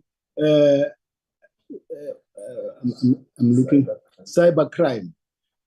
We are hard at work as a South African Police Service that we capacitate our men and women in blue, especially those responsible departments that are dealing with the sections that are dealing with cybercrime. We're training them, and we're also making sure that we procure those gadgets that they may need to be able to adequately deal and address cybercrime. In particular, the DPC, I guess General Lebeya is in the meeting. We may actually ask him to also respond to just explain how is he dealing with cybercrime from his environment, and together with General Mavunda. But for now, let me ask General Lebeya to respond to how he deals with cybercrime, and followed by General Mavunda from the South African Police Service side. General Lebeya, can you please respond to this one of cybercrime? Good morning, Honorable Chairperson, honorable members of the committee, the Minister, the Deputy Minister, and all the senior officers in the platform. The DPCI also have got a cyber crime section that deals with various activities. They are in subsections, those that are working with the cell phones, the computers and the like, and those that are doing some sort of background checks. We are capacitating them, and then it is an area where we constantly work with other environments that have been exposed to cyber-related activities internationally. It shall have been noted that even recently we had a conference where Interpol participated, which we were trying to identify the best practices from other jurisdictions. From time to time, we send our members to attend certain courses abroad. Obviously, it is still a new environment where we still need human resources so that we can have more instead of the current number that we are currently having. Indeed, we also still need some of the equipment to enable our members to be ahead and not share the limited ones that we currently have. At some stage, we will also be requesting our international partners to assist with some of the equipment that we may not be having in our environment. But safe to say that we have got this capacity in all the provinces, which we are still looking forward to capacitate personnel is the critical one that we need to be ensuring that we have. Thank you very much, Honorable Chairperson. Thank you, General Lebeya. DM Boshielo. To you now, DM Boshielo. Thank you very much, Chair. I don't know whether I'm audible. I'm on my way. Am I audible? Yes, we can hear you clearly. Okay, thank you very much. In response to Honorable Shigley, just to be direct, I think colleagues will appreciate that there is a problem of the budget in terms of the police, that our budget have been cut from more than 10 years ago. and we're able to make a case to Treasury and also to the Cabinet that we need to strengthen our units in order to be effective. And that's what we are doing when they started giving us a 10,000 every month. Then we started dividing them into specialized units to say, this ones will train them for detectives, this one will train them for cyber or technology overall, and these ones will be able to train them for specialized skills. We can't get that specialized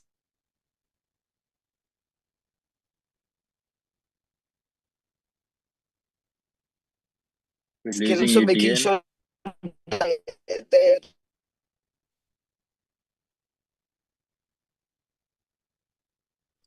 You are breaking, DM. We can't hear what you are saying. We'll come back to you now, DM Boshielo. Sorry, we lost you with the signal. General Sabia, I'm going to come back to you. that we need. No, DM Bushielo, there is a problem with your network. If you can reconnect so that people can hear what you are saying.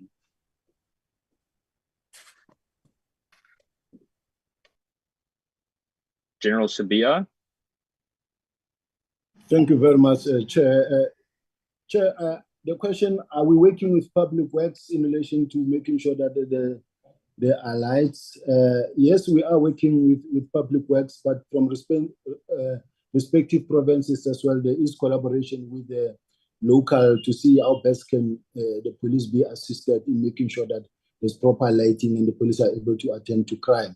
In relation to signal blockers, at this point in time, it's a question that I would want to request that maybe we respond in writing to be able to respond adequately to this question.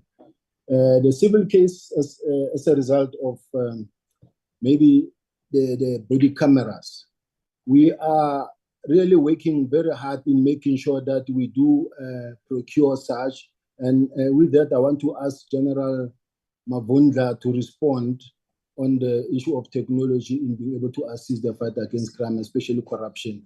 General Mavundla will then respond on this one of the body cameras. And General Mohale will then assist in responding to the one for social services. That's all, Chair. Thank you very much. Thank you, General. Thank you, Chair. The comment on the body-worn cameras it's coupled with the civil claims that are rising, and the police indeed have an intent to roll out the body-worn cameras on a smaller scale because it's a new technology that we have to learn through as well. But at the moment, there are still processes that need to be followed, that we get to a point where we have gone through supply chain management processes for us to be able to get a contract and be able to implement such. Yes, the intent is to implement from the coming financial year, which is 2025-2026, yes, gradually on a smaller scale. But I will not comment on the issue that body-worn cameras may then have a rise of the civil claims. That will announce itself when we start to use the body-worn cameras, and surely legal services will also have to guide the personnel within the organization as to what footage is relevant and what other footages are not relevant. It may be anticipated as such. On the cybercrime, yes, we are providing the tools that are relevant to be used on cybercrime investigations, and those tools are relevant to pick up information that has been kept on the electronic devices, as General Libia has indicated. And that would be all, Chair. Thank you very much.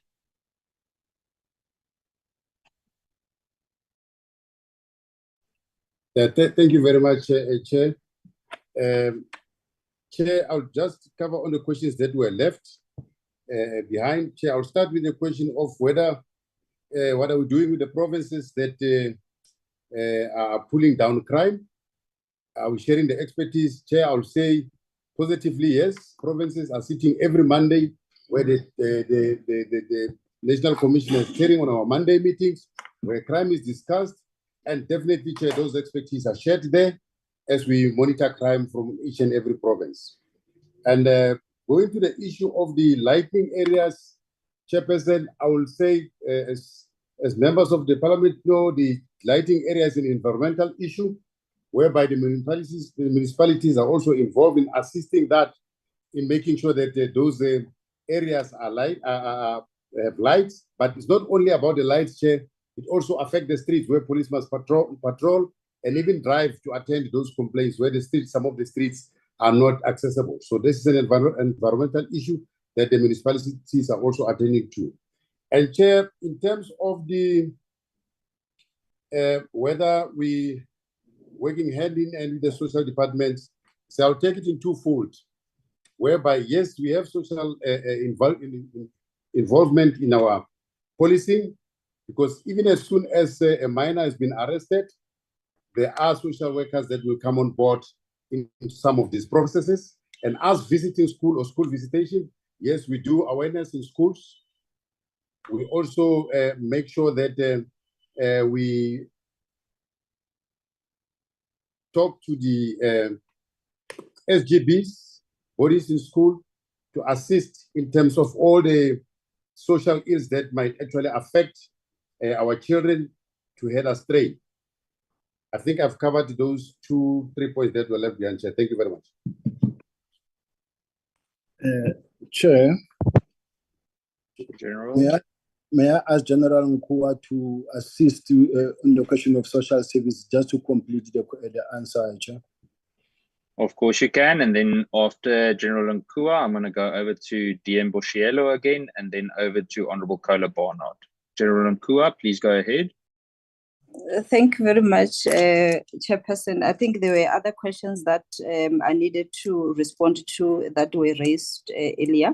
But in terms of the issue of social services, Chairperson, the question as to whether we're working with the Department of Social Development, I can indicate that yes, we do, Chairperson. And I remember at some point last year, our Minister, Minister Mkhunu, engaged with the Minister of Social Development to discuss the issues as to how social development can come on board in terms of assisting us in, fighting crime, especially on the issues that are affecting our communities. So there is that relationship between our department as well as the Department of Social Development. As I've indicated, the meeting was convened at a higher level, chaired by the Minister and together with the Minister of Social Development. Then on the other questions, Chairperson, as to how do we fight crime in the organization, there's a lot that we are doing, Chairperson. The issues of corruption. We do have our own component, risk and integrity management. This component is focusing mainly on the proactive interventions, where we are raising awareness in the organization, to deter members from, involving themselves in corrupt activities. As we are talking now, they're having a 3-day strategic planning session to plan for the coming financial year in terms of the interventions that they are going to put in place to make sure that we become more proactive. And they're also targeting areas like our borders, because we know that corruption is mainly happening in the borders. They are also responsible for the lifestyle audits and so on and so on. And reactively, Chairperson, I think General Sibia covered that to say, once a member has been reported to be involved in corrupt activities, our disciplinary regulations immediately kicked in. So we are doing it proactively, and we are also doing it reactively. And within the division detective services, we also have an anti-corruption unit, which actually is registering quite a number of successes where our members are being arrested due to corruption.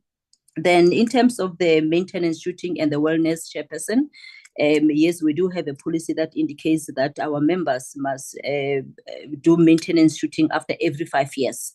And the practical shooting, Chairperson, we are saying every year or as and when the commander directs members to go for their practical shooting. We do have shooting range. Commanders can arrange with the shooting range for the members to go and do the shooting range practice. On the issue of wellness, We are 3 weeks ago, Chairperson, we had the session, the workshop that was hosted by the Minister of Police, where we're discussing issues around how do we improve the well-being and the wellness of our members, and quite a number of things that came out of that workshop, Chairperson. That is why last weekend you saw us taking part in the marathon. So we are working together with our POLMED, our medical aid scheme. They are arranging all these races across the provinces, and we do participate. And also, Chairperson, we are also having, a partnership with some of the gym, the Vision Active, Planet Fitness, and we have just signed one with Zone Fitness, where we have negotiated a 20% discount for our members to join those gyms. So there are lots of initiatives and, coming up, Chairperson, to encourage our members to live a healthy lifestyle, because we know that some of these lifestyle diseases can be cured, by just living a healthy lifestyle and by just eating healthy.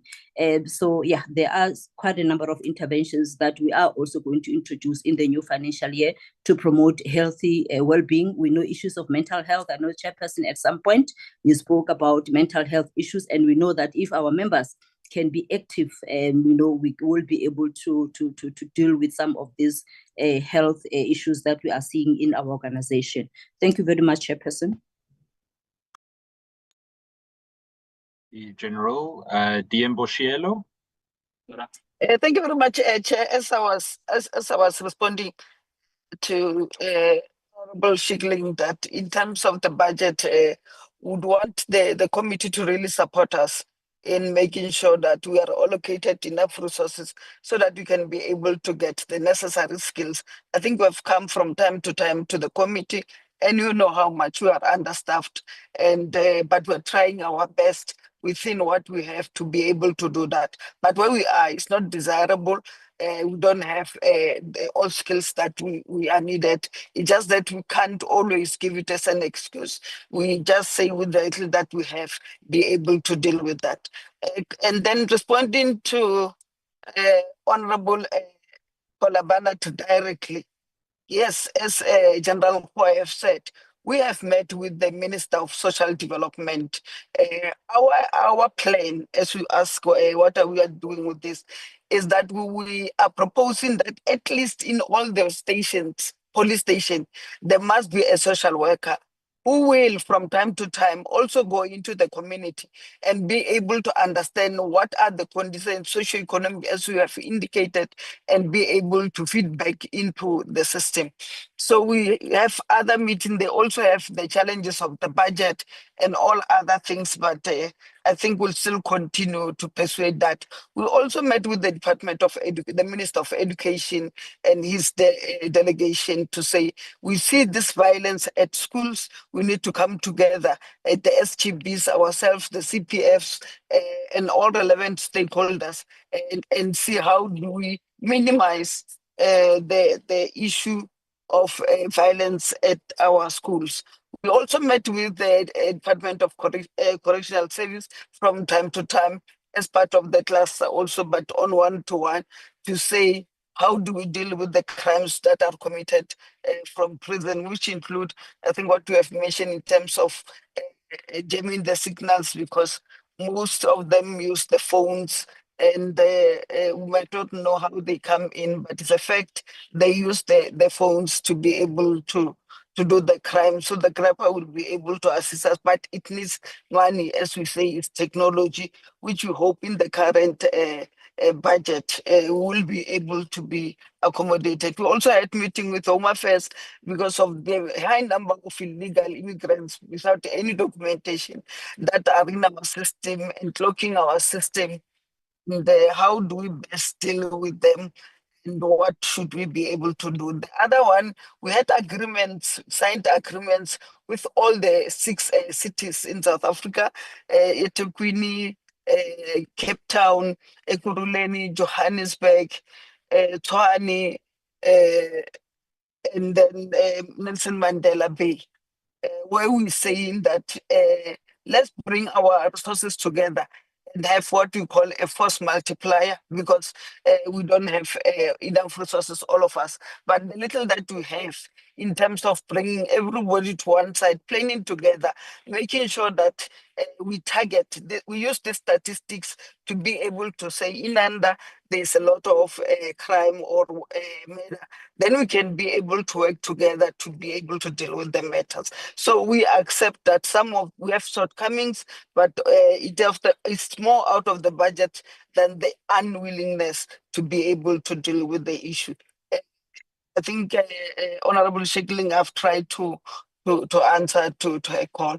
Thank you very much, Chair. Thank you, DM. Honorable Carla Barnard.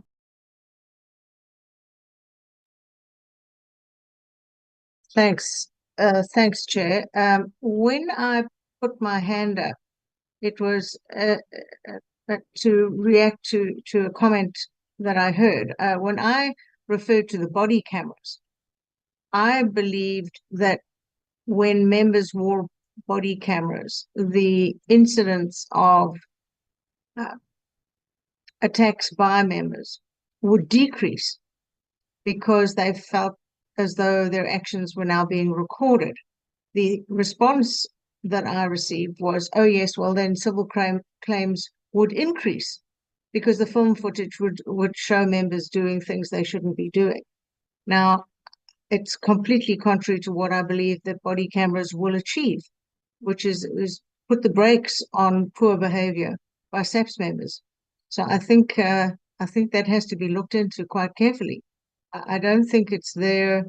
I don't think SAPS members will brazenly allow themselves to be filmed committing crimes.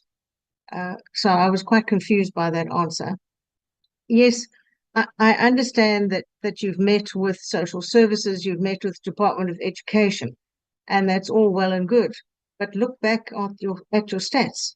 Horrific numbers of students raped by students. It seems the number of rapes by teachers has dropped quite dramatically because that was a huge issue. Now it's students raping students. So again, intervention at a very young age, presentations at a very, very young age. I mean, for our littlies, for our 5 and 6 year olds, starting off on the right foot. I think that is what is crucial. By the time our children are at the age where they're raping other children, I would imagine it's now criminal matters, it's too late. You have to have these interventions from a very young age. That's how I think it should be. Your current presentations may be ongoing, but looking at those stats, they're simply not working. Thank you. Thank you, Honorable Carla Barnard. Honorable Schickling. Thank you, Chairperson. With all due respect to the Deputy Minister, we support you with a budget and we agree that the budget for the police is not enough. But not everything goes about money, Chairperson. It's not only about budget. I mean, the trust in the police, the erosion of the trust in the police is not something that can be fixed by budget, Chair. This has to be fixed by police arriving at a scene on time, answering a 10111 telephone call, being able to attend to queries and having the necessary vehicle to get there, treating people with respect. I greet all police officers when I walk past them in the street, regardless if I'm in Kimberley, if I'm in Cape Town, if I'm in Johannesburg, it doesn't matter. I greet the police officers. A large amount of those police officers are really friendly. But there's just as many, Chairperson, that don't greet you at all. And I'm not saying they should greet me because I'm a member of this committee, but I greet them out of respect because we should have respect for the police officers in our country, Chairperson. Chair, how can we grow and make sure that our police officers are doing what they should be doing and that we get the trust back in the police services when there are officers that are out on bail? I know of a specific officer in Ceres that is out on bail for assaulting his girlfriend, Chair, that is working in the FCS unit. How is it possible that you can work for FCS, have a charge of assault against you, and then go to work? Surely this officer should have been transferred or he should still be on suspension. It can never be right that the very people that come to you because they need help and assistance, that are afraid of people that have done terrible things to them, have to sit in front of an officer that did exactly the thing that they are afraid of. That can never be right, Chairperson. How can it be, we're speaking about corruption here, how can it be that a member of the Lentegeur police station that has criminal charges against him for selling dockets is working, Chairperson? Why is he still in a police station? These are the things that break the trust in the police. I agree we need money, but we need a lot more than money. Thank you, Chairperson. Thank you, Honorable Schikkerling. I am going to ask that we come to a close of the discussion unless there's something of major urgency.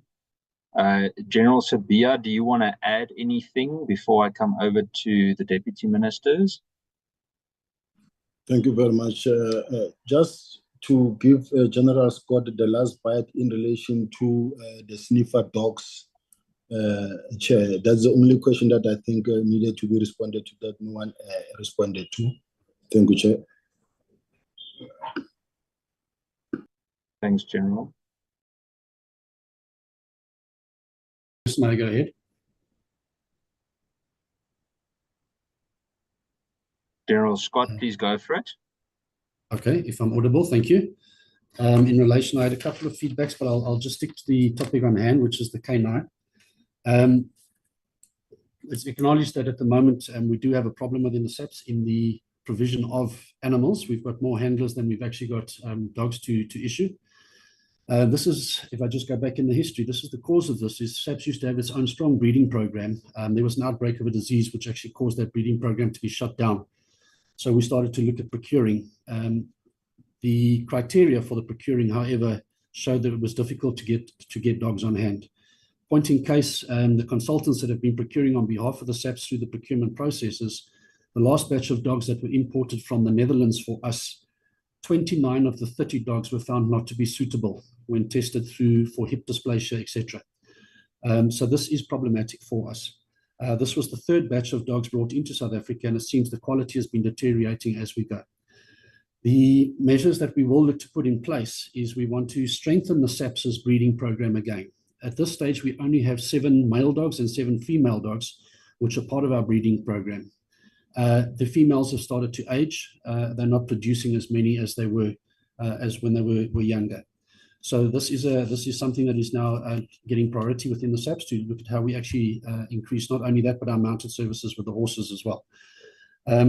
That being said, we're also looking to the procurement process for this, where we've been relying solely on consultants who would go out to actually source the dogs for the SAPS on the criteria that the SAPS have provided.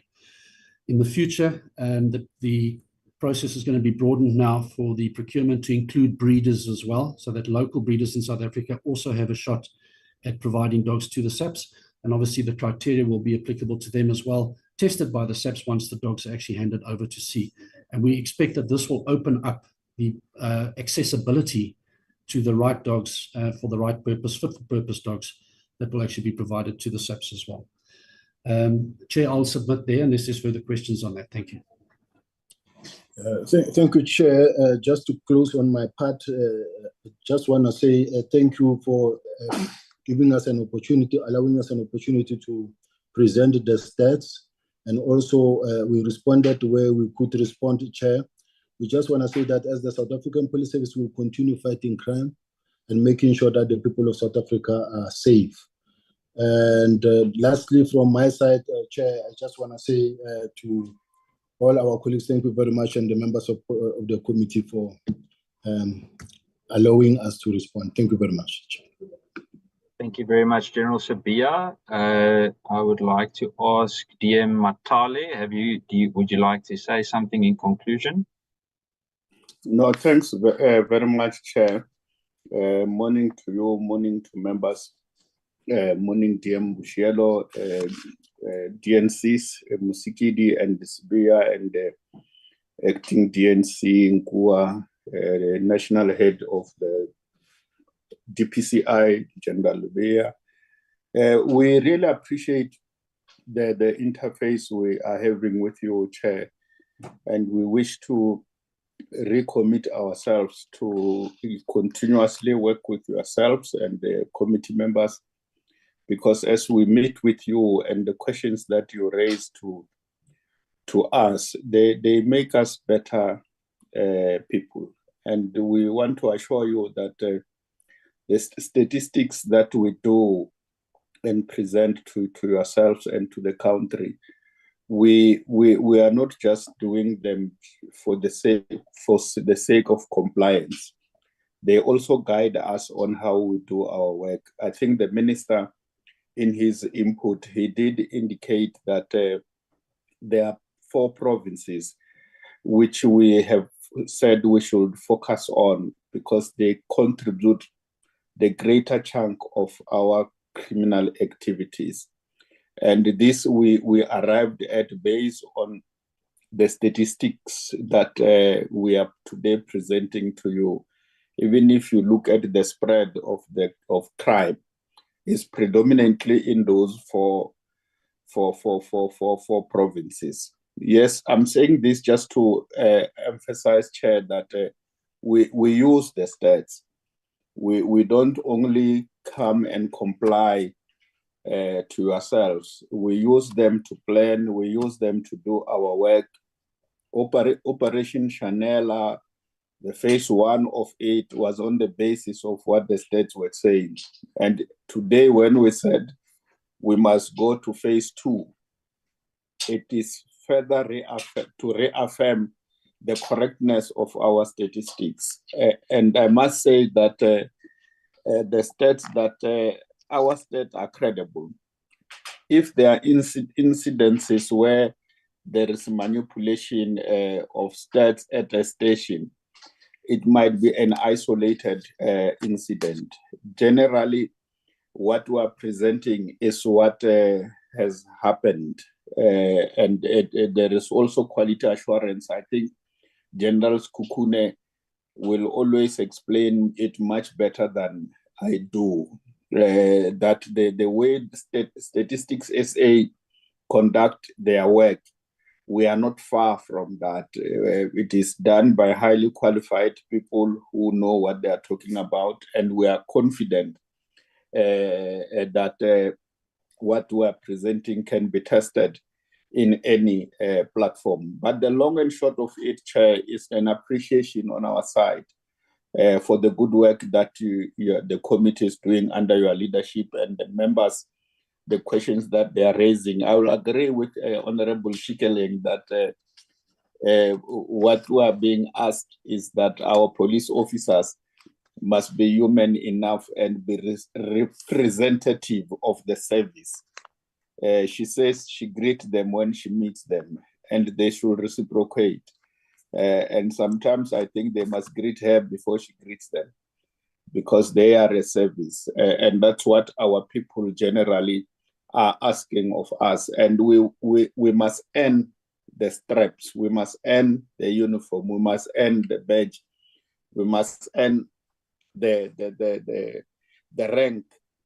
ranks that were given at the various levels within SAPS by servicing our people in a manner that is appropriate and is friendly. I think with those few words, I should agree and appreciate the opportunity you have given us to interact with committee members and to appreciate the responses from our officers to the questions that have been raised. Thank you very much, Chairperson. Thank you very much, dear Matale. Thank you for your input. Dear Mboshielo, would you like to say anything in conclusion? Okay. No, Chair, in conclusion, let me thank the committee and yourself, Chair, for always being very, you will make us awake and be able to do our work. Tough as it might seem, but you have always supported us, and we appreciate that we have an oversight that is robust, that is able to maybe show some of the things that we are not able to see. And I think if we can keep on this way, the statistics will keep on going down and down as we work together. And we really, really appreciate the advices that we have been given. I think they've been noted by the relevant officials. Let me thank my colleague, DM Matali, and also our staff or our colleagues as led by General Tibia and General Musikiti. Thank you very much, Chair. Thank you so much, DM. Colleagues, I'm gonna close then. Just one or two remarks, things that will be followed up within the next week or two. Also linked to what was discussed today, the matter regarding the anti-gang unit in Cape Town, but also in other parts of the country, is something that we will continue to formally follow up. We have sent the oversight report to the Minister's office and so to the National Commissioner's office, which indicated what our concerns are regarding the anti-gang unit, and then also specifically relating to that visit, but the broader anti-gang challenge that we see. Something that we've picked up and will continue to also report this. We have reported it before. It touches slightly on what Honorable Schikkerling said earlier.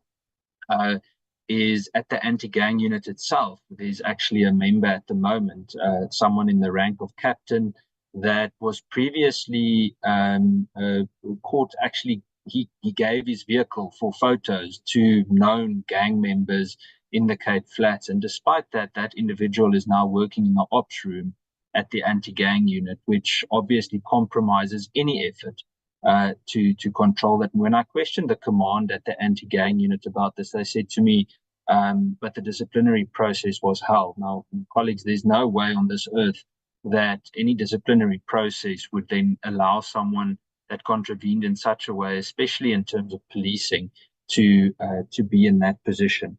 In terms of money owed to DPWI, Honorable Kola Barnard engaged formally with the Minister of Public Works regarding DPWI, and a discussion that will then soon be held, that we will schedule, is the owing of monies between different departments and how that influences critical infrastructure or infrastructure largely of SAPS. Something that we haven't received a response yet from National Head Office is regarding the VIP-8, the Deputy President's bodyguards that are still in service of the South African Police Service. We're getting close to actually not too far from 2 years now, that they did what they did. And you'd remember that we followed this up last year. But unfortunately, I am told that they are still in service of SAPS. And then on a last note, just in terms of the dogs, I think one of the suggestions that we've made in our oversight report of the canine units is that we should not be stuck on the idea of simply breeding our own dogs. I think we should look at procuring well-trained dogs, and we should start looking at doing market-related procurement, because I understand, and after our oversight visit, I spoke to quite a few people, not only within the South African Police Service, but also in the private sector, that say that there's no way that they can offer a good quality dog at the price that SAPS is sometimes able to pay. And I know it is expensive, but I think if approached correctly, and if we get the correct suppliers, it could be a solution to resolving the crisis that we have about not having dogs. And then, in a sense of encouragement, I want to encourage everyone on the meeting that serves in senior ranks of SAPS and many of you do this, and that's the reason for sharing it, is to spend time with the members on the ground. I can tell you now that, and if I use K9 as an example, they are extremely knowledgeable people working on ground level with dogs, and in many other units.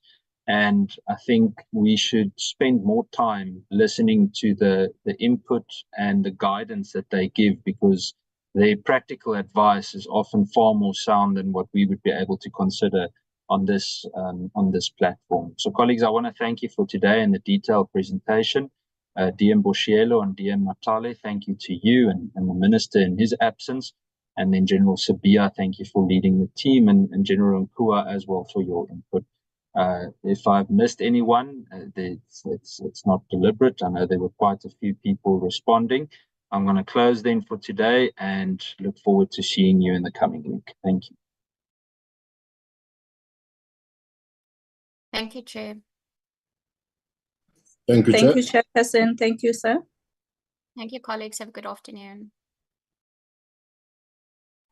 Thank you, Chair.